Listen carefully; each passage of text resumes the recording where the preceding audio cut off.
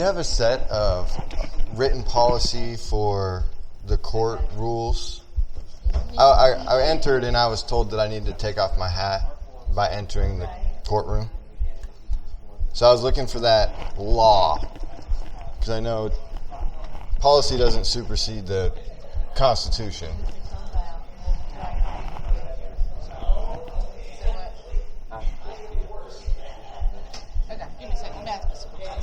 Thanks.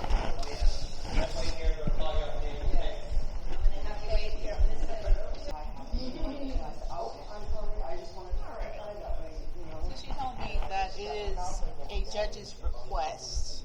Judge's request? Okay. Every time? Nice. Okay. A judge's request. Gotcha. Okay. Thank you.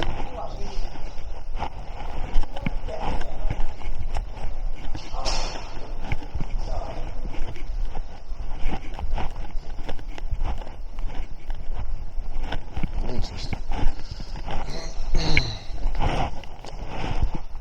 So right away you get in the courtroom. I couldn't record in there. They automatically shut off the camera.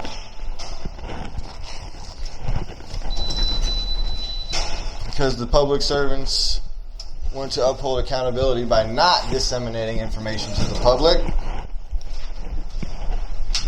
And then all of a sudden he wants to make a statement, or I don't know if it's him, but the state asked that I take my hat off. I have to take my hat off. It's...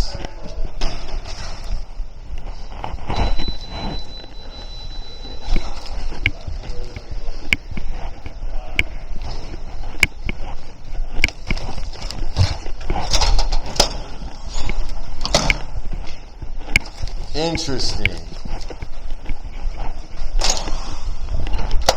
Judge's request.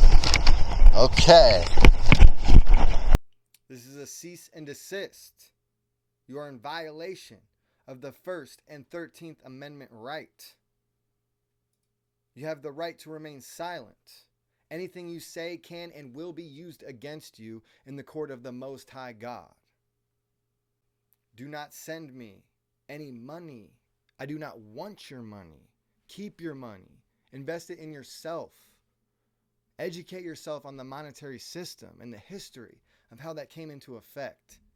And use your critical thinking to apply how it is still got its hooks in us today. I will not accept any form of payment from anybody. I do not need it. Thank you very much for the kind gesture, Sheriff Jimmy Light. Jesus was a tradition breaker. His father was the law. He claimed that most did not know his father, yet they were in a position of authority because through their action, their intention did not align with what the Most High had planned. And that was equality for all. A matrix of equal standing where everyone is treated with unalienable rights. It takes a long time to break those traditions. Took a long time.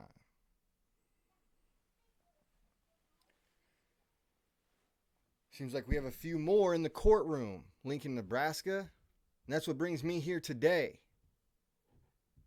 Not to throw stones, not to diss someone, not to diss anybody. We're all built for a specific job in a specific place and time. And through time, we need to update our traditions to fit with the majority of the consciousness. Marijuana is a good topic for this. It's a shift,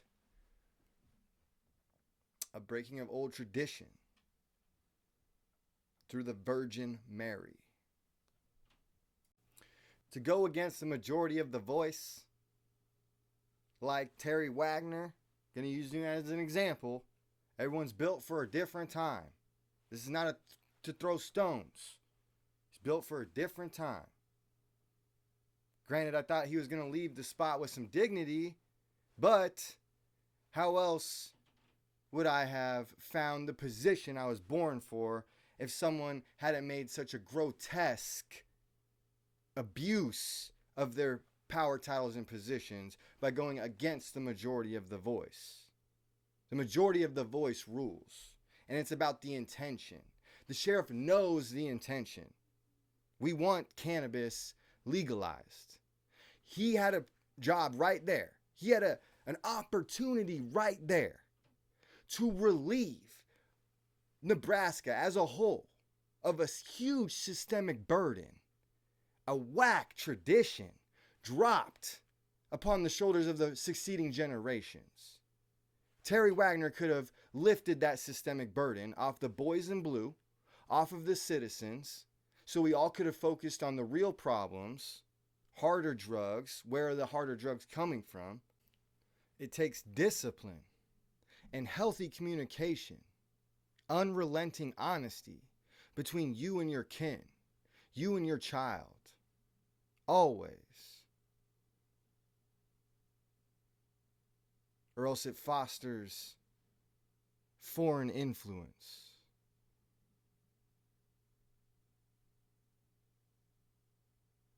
They get a wrong interpretation and act on it. A wrong interpretation can be detrimental when you don't know whether to take a passage or an instance, metaphorically speaking, or literally speaking. A child may not know that.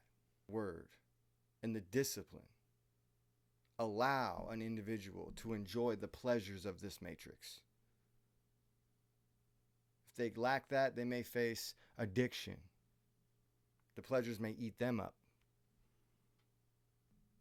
Everyone's telling me marijuana is going to kill me. And all kinds of, it's a gateway drug to kill me. And that's not true. That's not true. We are the best country ever because the country is built on a foundation of free expression. Free the speech, the First Amendment, freedom of speech. God is the word. Freest country ever. That simple. The foundation was laid. Everyone I'm talking to has probably heard the story of the foundations or the three little pigs. Same. You build your foundation on rock, your house will stand. You build it on sand, it may feel like it's sturdy, trick you for a little bit, falls in. A house built on less than that, I wish my house would have been built on sand. Because this country and the way it's operating with related to authority, that foundation is built off of paper. Excuse me? Paper? I'd rather have a sand foundation. This house is a house of cards about to fall in or ignite. I'm talking about Babylon. Like a baby, babbles on. It's all noise. Doesn't make sense. No sustenance. Can't commune with it. Relating to authority in this country, you get your authority from a degree. It's built on paper. Oh, you're a judge because you went to school and got a degree. There was a man who came before. You did not know his father. And his father was the embodiment of law. He was a tradition breaker. Jesus Christ. Jesus Christ. He had no papers. He was paperless. But he spoke with authority. What he said, you could not deny.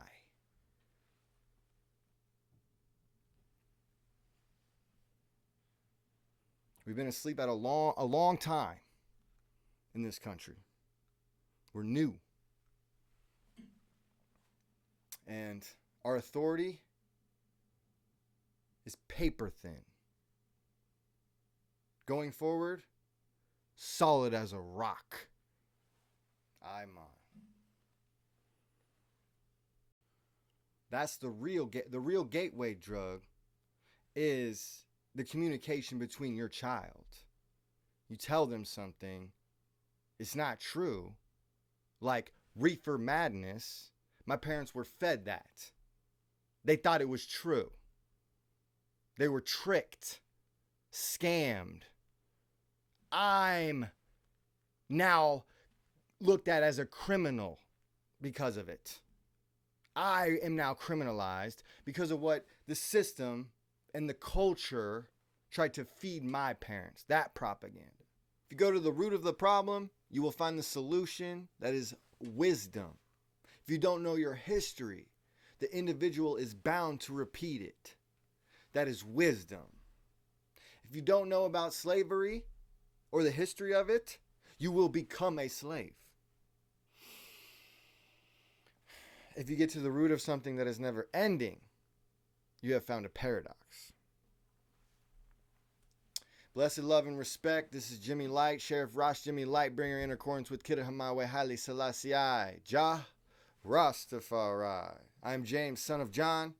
I'm the Lancaster County, Nebraska write-in candidate. Summon me into the ranks, and I'll expunge and expel these white-collar criminals using their powers, titles, and positions to go against the youth and their future progression. Okay. That is what I was born to do. I was born for this position. Also, I educate on contract work. I was with UPS. I was in the union. If no one has ever been a part of the union, this is important for them to know, because these proportionate concepts are the same on every level. Whether you be in a union for a corporation or you're in small local governances. I can't even say it. Small local governances. It's the same proportionate tactics used in the tug of war of contract play. Okay? So, an example of this. If you don't know your contract and you're part of a union, me the worker, UPS. If I don't know the contract, UPS will use the contract against me. Because I don't know it, they're going to say, hey, this is the law. The contract says this. They gave their interpretation of the contract. Now it's for you to give your interpretation of the contract that beats their interpretation. What beats it? What's the authority or the bar that sets it? Safety. Here in the U.S., realistically, we have the Bill of Rights, unalienable rights. If you use your creative intuition to interpret your rights, they can't be taken from you because you know them. You know your history. Okay. Now we're going to get into the audit. I can't bring a camera into the actual courtroom, so I have to physically tell you, my audience. You guys are my witness. You're going to help us through this. This will help the future generations keep tyranny from riding their backs and taking their sacred medicinal herbs or their voice or their expression. I'm not here to destroy or infringe, or let's say, I'm not here to destroy the U.S. Constitution or the law. I'm here to fulfill it. I'm here. The old law is great. It's good. It's perfect. It just needs a new interpretation to activate. This is where we are at on the timeline. This is where we're at on the world stage. America is brand new on the world stage. We're youth. We are so young compared to the rest of the world. Our foundation and our roots was built off of everybody coming together, adding their block to the building, to the tower. We are new on the world stage to everybody. Built from every little piece, every single part, a rainbow. Okay.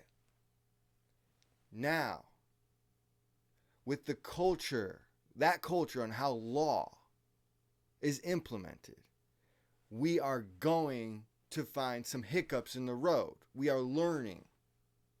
We are analyzing history the best we can, using it to avoid the pitfalls of the future that life throws at you. With that being said, the judges, public servants, public officials, I'm going to use the police probably as an example because of the times we're in. An abuse of their power, their authority. They try to implement their authority when it doesn't have jurisdiction.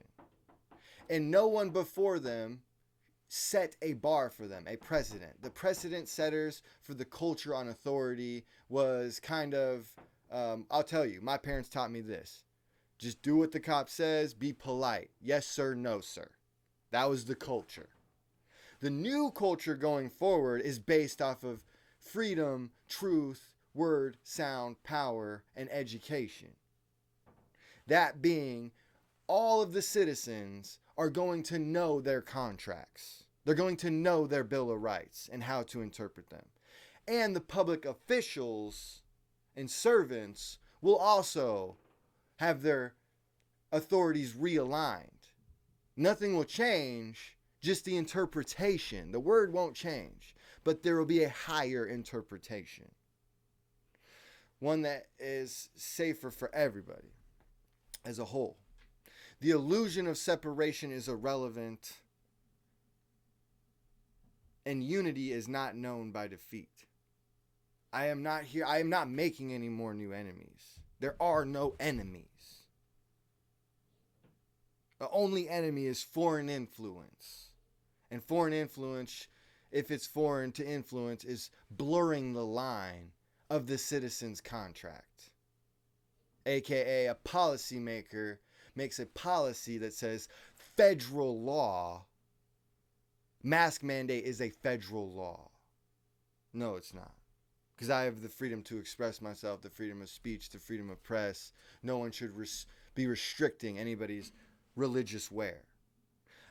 If a Muslim walked into the room with their hijab, I don't know the right pronunciation. The women wear it to cover their face. I don't believe a public servant wouldn't tell them to take it off. That is part of their identity, their religion.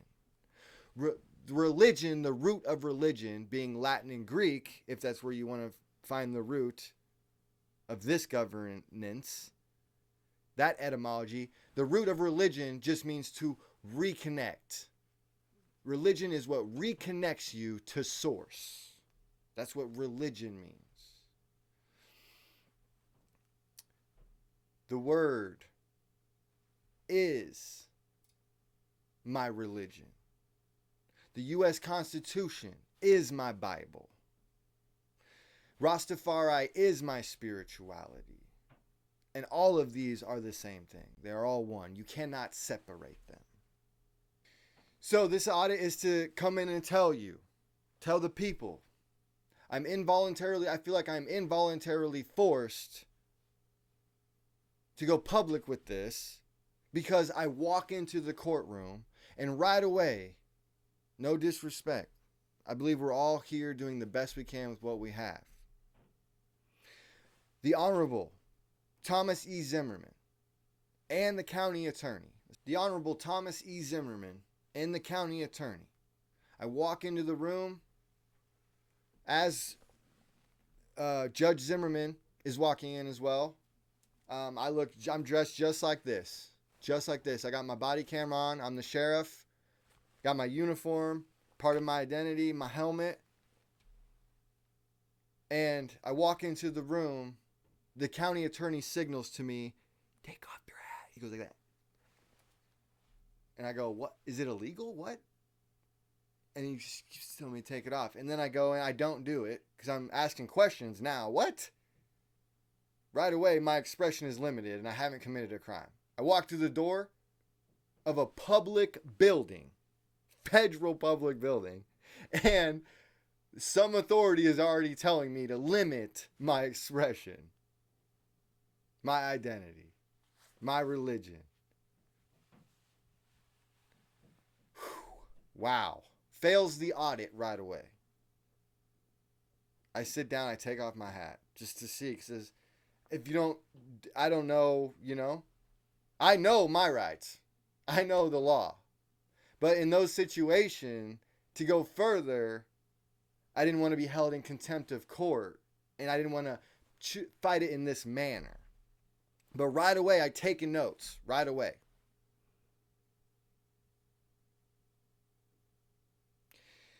And through his actions, how am I supposed to get fair due process if I walk in the door and right away the public servants are trying to exert authorities which they don't have, or exert authorities which they think they have?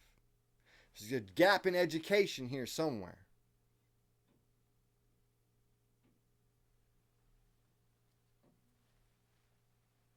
Get a camera on every public official. My rights were violated when I walked through that door. My First Amendment right was violated. And then to continue to even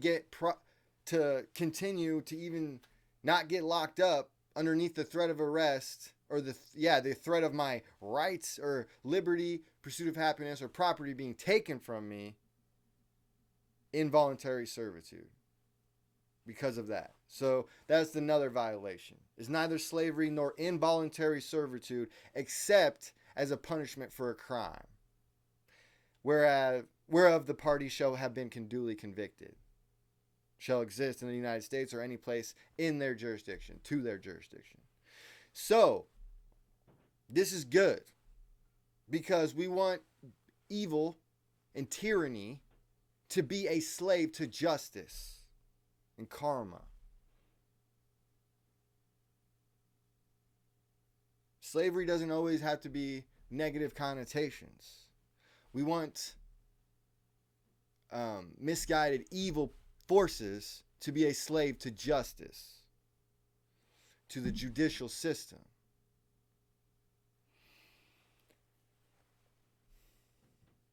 So I leave the courtroom.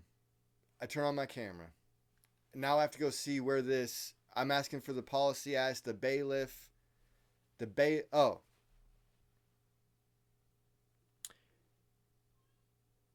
Take my hat off.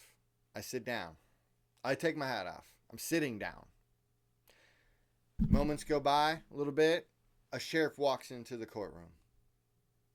He looks at me. He signals me over like this. I walk up to him. He says, "Hey, I noticed you have a body camera on. Are you there's no recording in the courtroom." I say, "Correct. I know that." And then he asks, "Are you recording?" I said, "No, I'm not. I am the sheriff. I am bound by my word. I do not lie." All these public officials, these authorities, they are bound by their words. They should not be lying to the citizens. If you're a public servant, a public official, an authority, if you are a public servant, you have a higher standard. You live by a higher standard. You are Big Brother. With more power comes more responsibility. Not more comfort just because you said so, because you got that position.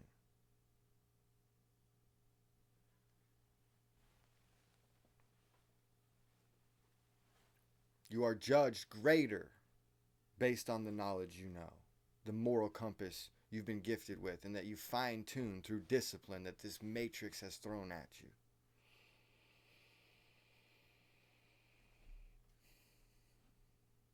Discipline is key. Balance and discipline. This is the greatest country. So, I go sit back down. After the sheriff questioned me about my body cam, I go sit back down. He sits, stays a while. I go up. I'm called up, finally, my case. I walk up to the stand. Judge Zimmerman asked if I understood all the legality they spewed off. Because they spew off a disclaimer in the room that everybody is involuntarily agreeing to, but nobody heard it. Barely comprehended it. You know, right? Especially with all the language and the big dialect they try to throw at you. This is supposed to serve the majority. The majority make the law, the rule, the regulations. But it's working against the people. It is a foreign language, foreign influence, used to put them asleep and take away their rights because they can't commune with it, can't talk to it. Because when they try, they're held in contempt if it doesn't fit their structure.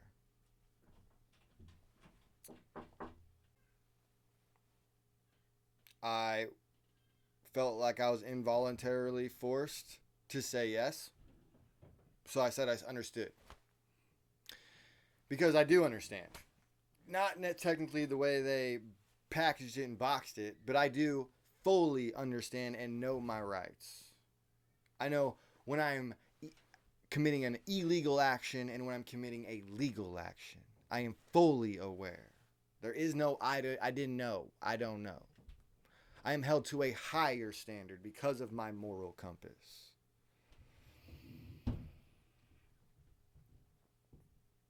So he spits off the legal disclaimer, and then they spit off in the courtroom. They spit off the legal disclaimer. They call an individual up. They go up. The judge asks, "Do you understand what we're telling you and your rights?" You say yes or no. Then they say they ask, "How would you like to plead?" But instead of asking me that, my case is special because I have like 100,000 views or whatever. It's public. Mr. Zimmerman, Judge Zimmerman, says, "Mr. Kalita, because of your case and a so-called video, so-called almost famous video," that's what he said, "I, as a judge, am held to a specific standard." This was all new. And he said, he tried to explain the standard to me. And then he asked, "Do you understand?" I said, "I'm sorry, Judge, I do not understand. Can you explain it for me?" He says, "Sure. Here's an example. If my child were to walk in front of me like you have today, I would have to relieve myself from this position because I am too emotionally involved or too involved. I know this person personally. This is my child. I assume because they won't be able to give a fair judgment, but who decides what's fair? But I assume there's, the son's judge comes up and the judge, he gets off every time. I assume that standard is there to protect against that. We have these checks and balances to protect from tyranny, absolute sovereignty and domination from wicked people in power. So he says this standard to me and gives me an example because I don't understand. He gives me an example. If it was his son or his child, he would have to relieve himself because of this golden standard. Now, that's a beautiful interpretation. Thank you, Judge, Honorable Thomas E. Zimmerman. That's an interpretation from what he's been taught of what the golden standard is. My interpretation of that is a little bit different. It is a higher one. If you are in this position to claim judge, you are the embodiment of the law. That means your moral compass and your tenaciousness, your fortitude should be so solid. Your son should be able to walk in front of you and you should be able to judge him without falter, without hesitation. But then we must ask ourselves, what is fairness in the eyes of this manner? It is an actual look into the case, per case, because every individual is so unique. Human behavior patterns, yes, but that is not a means to an end when someone has the ability to state their case. This also means if you are the judge, I have a judge, and that's the Most High God, the Almighty. That's my judge. And I was made in the likeness. So if you're not going to judge me like your child, then you are not my judge, and you are not made in the likeness.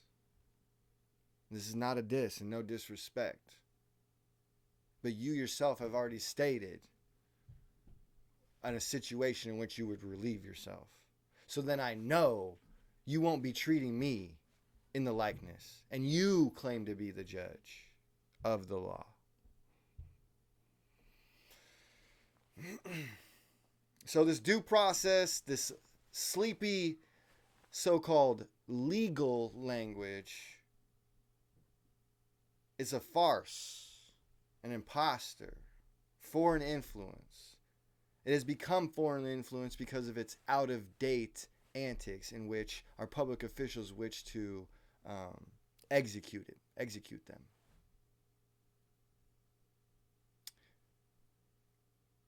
An example is nobody watches the local city council. They can't understand it, comprehend it. No one's teaching that from elementary school, how to exercise an order, file a motion.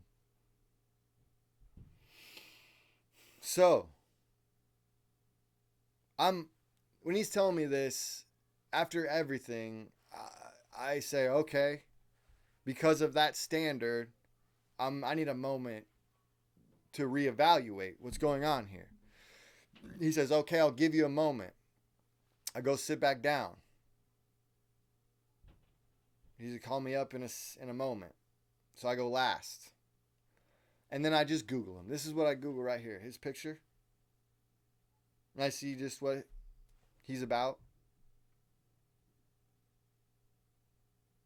Right?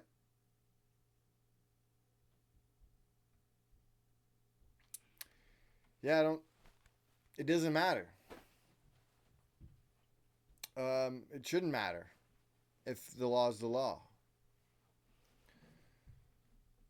If liberty is being liberty, definition of liberty. My liberty has been infringed upon the moment I walk through the room. The state of being free within society from oppressive restriction imposed by authority on one's way of life, behavior, or political views.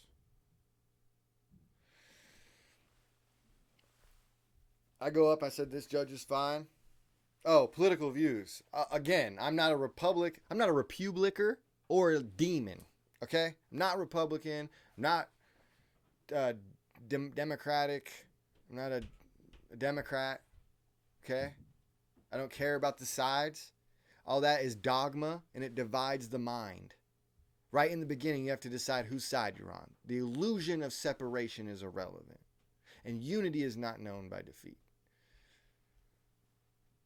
I judge a character by the contents, by its inner contents, and not necessarily what the book cover has to offer. Thank you.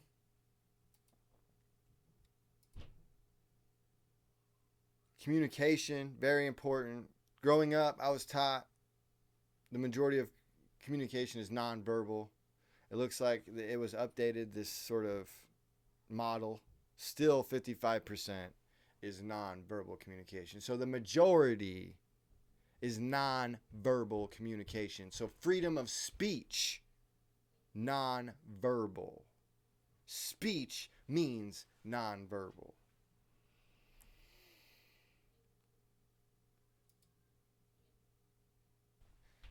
Okay, so I hope going forward I can continue my case. With this being said, in the audit, let's see if next time on the 26th, April 26th, I go in. We'll see if they respect my rights this time. Thank you so much. Jesus was a tradition breaker. Jesus came to eliminate the traditions that serve the humans for naught. Humans, they would idolize so much these traditions that it would be their own undoing. Silliness. An example, the Good Samaritan couldn't watch. I can't save you. You're dying on the side of the road. I can't save you because it's Sunday and I got to wash my hands first. Okay. Stuff like that. Traditions that infringe upon the American Constitution, aka policy. Unconstitutional policies. Traditions like taking off your hat in a room. That is one person's opinion. It comes from the ancient knight days to establish trust, because the majority were not knights. They were peasants. They didn't have the education. No one wanted to give them education. You had to pay for it. We live in a time where right now it's free. We have Google. This tradition doesn't have the same feeling or effect, because no one is constantly threatened for their life every time they see a knight. Now it's quite opposite. We are colorful humans. The next generation, they are colorful beings. They express themselves through their garments and their wear. You don't tell them what to wear and what to not to wear, or how to speak and how not to speak. The citizens tell the government to respect their speech, and they must, whether that be a form of expression, non-verbally or verbally.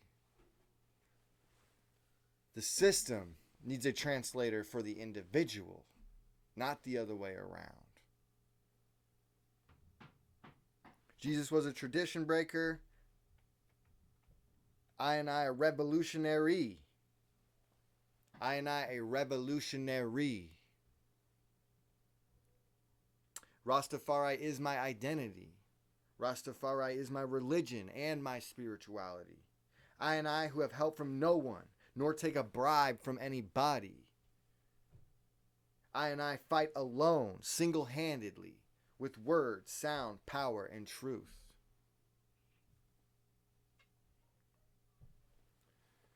Blessed is the one persecuted for the sake of righteousness, for theirs is the kingdom of heaven.